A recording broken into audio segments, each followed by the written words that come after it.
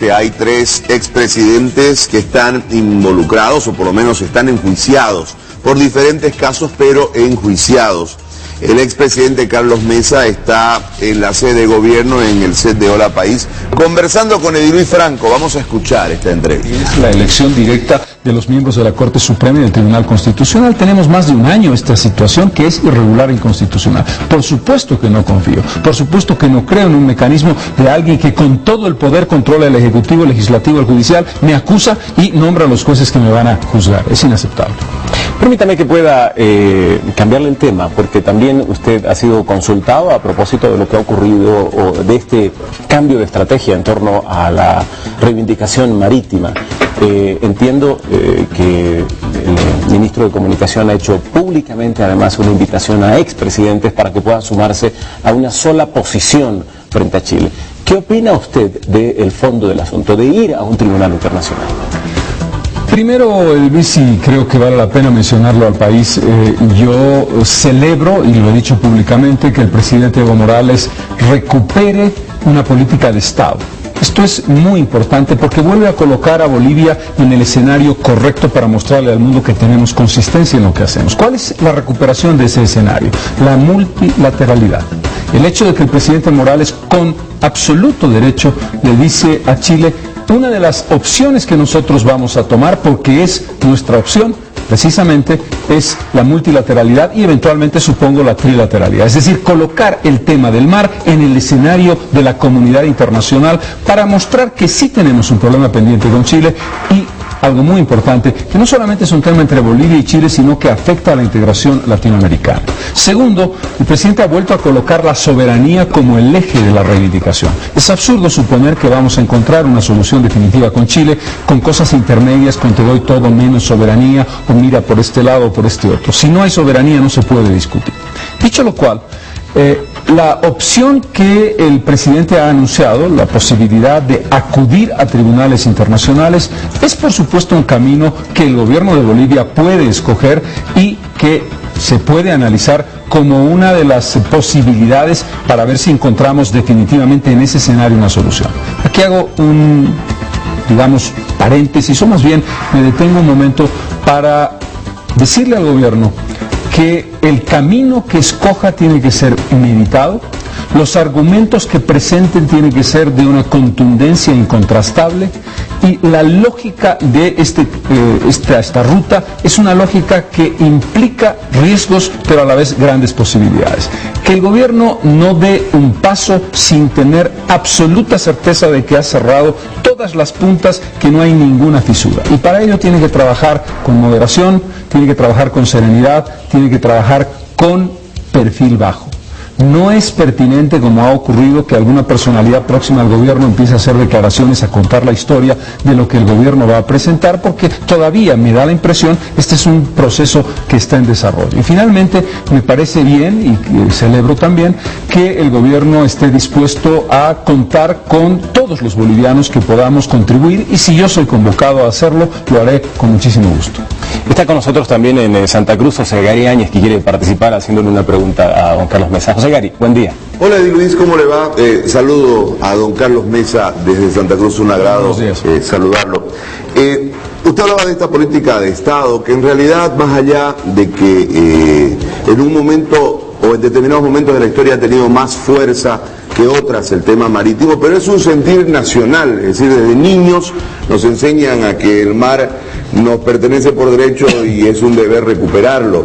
Ahora, yo le consulto en relación a la estrategia a seguir, es decir, si uno observa desde el pragmatismo mercantilista que existe en el mundo, o sea, no hay ninguna razón para que Chile le dé soberanía a Bolivia, porque se le cae un negocio, que es precisamente el permitir por plata el paso de productos bolivianos por ese lado.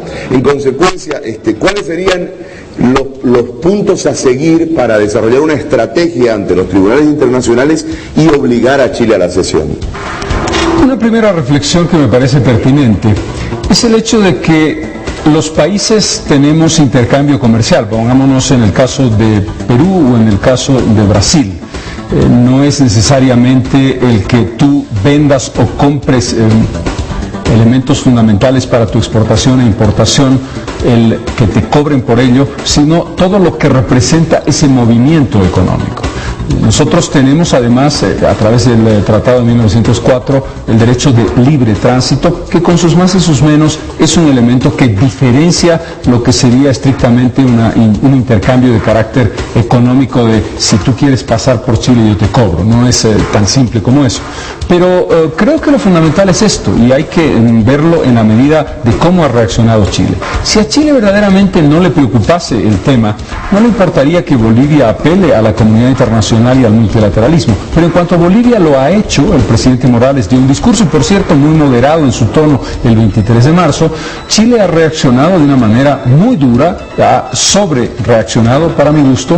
Chile nos ha colocado en una falsa disyuntiva y en una inaceptable disyuntiva. Lo mismo pasó cuando nosotros hicimos nuestra presentación del caso en la Cumbre de las Américas. La reacción del presidente Lagos, visiblemente molesto, implica algo. A Chile no le gusta ver que Bolivia pone en evidencia que ese país moderno, ese país desarrollado, ese país que pretende ser líder en muchas cosas en América Latina, tiene una cuestión pendiente y además comete una injusticia que no es solamente una cuestión de carácter subjetivo de los bolivianos. Lo que Bolivia pierde por la cuestión marítima, por no haber tenido un acceso libre, soberano y útil al Pacífico, es brutalmente grande, no solamente hoy, sino a lo largo del tiempo. Yo creo que para Chile el tema tiene una sensibilidad mucho mayor de la que nosotros creemos.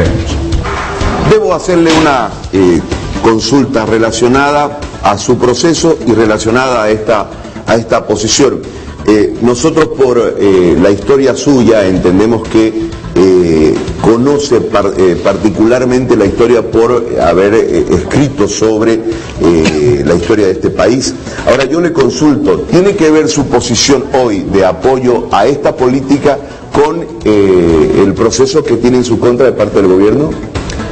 Afortunadamente los hechos me relevan de cualquier duda sobre mi posición. Como usted sabe, después de un tiempo muy largo en que Bolivia, antes de mi gobierno, buscó la relación bilateral, buscó la idea de que la integración económica era la que nos iba a llevar al mar, yo endurecí la posición de Bolivia y recuperé la idea de la exigencia de soberanía y denuncié ante la comunidad internacional, particularmente como le he recordado en la Cumbre de las Américas del año 2004, el tema de la soberanía, la multilateralidad y por si fuera poco en el referéndum que ganamos con un respaldo que yo agradezco del pueblo boliviano. La pregunta número 4 establecía una vinculación entre la política energética y nuestra reivindicación marítima. En consecuencia, gracias a Dios, mis acciones como presidente me avalan totalmente en la postura que tengo hoy. A mí me parecía equivocada la posición del presidente Morales en estos 5 años anteriores, donde los resultados han sido cero, y la vuelta a la multilateralidad es volver a la posición que nosotros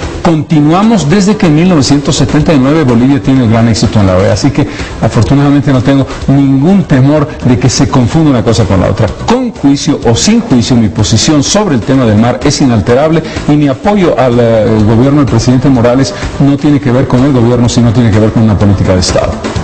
Don Carlos, en el momento en el que usted ejercía la presidencia, hubo un análisis del Tratado de 1904.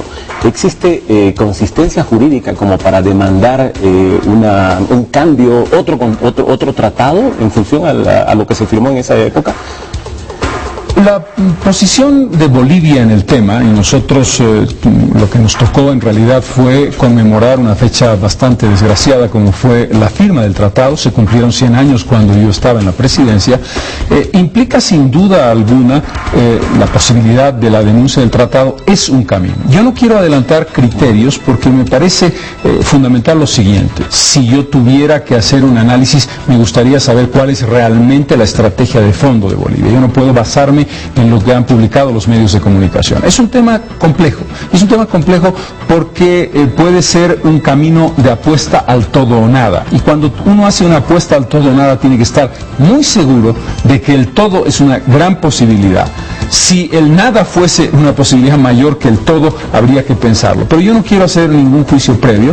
Por cierto, El camino de demandar a Chile en un tribunal internacional es un camino abierto. Perú es otro contexto, pero hay que recordar, hay una controversia de esa naturaleza. En consecuencia, preferiría mantener prudencia porque no conozco en detalle cuál es la lógica y la filosofía sobre la que se basa Bolivia en este tema. Don Carlos, le agradezco mucho por su tiempo y por la gentileza de poder hablar de estos dos temas. Le agradezco también a José Gari por haber participado en esta entrevista. Que lo vaya muy bien.